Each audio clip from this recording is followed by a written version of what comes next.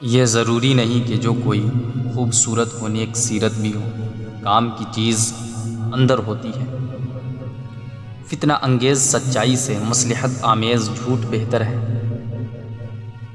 اگر چڑیوں میں اتحاد ہو جائے تو شیر کی کھال اتار سکتی ہے۔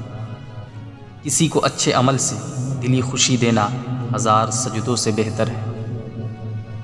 بخیل آدمی کی دولت اس وقت سامنے آتی ہے جب وہ خود زمین کے اندر چلا جاتا ہے۔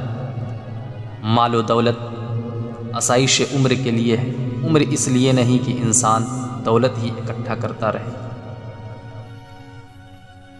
شیخ سعدی اور ان کا بیٹا تہجد پڑھ رہے تھے۔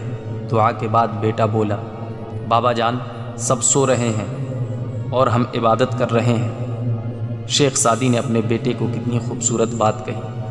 اگر دوسروں کے عیبوں پر نظر رکھنی تھی تو بہتر تھا کہ تو سویا رہتا۔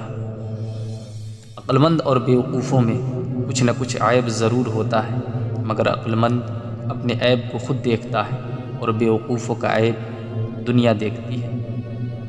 عقل مند آدمی اس وقت تک نہیں بولتا جب تک خاموشی نہیں ہوتی۔ ایک نیک آدمی نے خواب میں دیکھا کہ ایک بادشاہ جنت میں ہے اور دوسرا ایک فقیر دوزخ میں پڑا ہے۔ وہ سوچ میں پڑ گیا کہ لوگ تو یہ سمجھ رہے تھے کہ بادشاہ دوزخ میں ہوگا اور درویش جنت میں، یہاں تو معاملہ اس کے بالکل برعکس نکلا۔ معلوم نہیں کہ اس کا سبب کیا ہے۔ غیب سے آواز آئی، یہ بادشاہ درویشوں سے عقیدت رکھتا تھا اس لیے جنت میں ہے، اور اس درویش کو بادشاہوں کے تقرب کا بڑا شوق تھا اس لیے جہنم میں پڑا ہے۔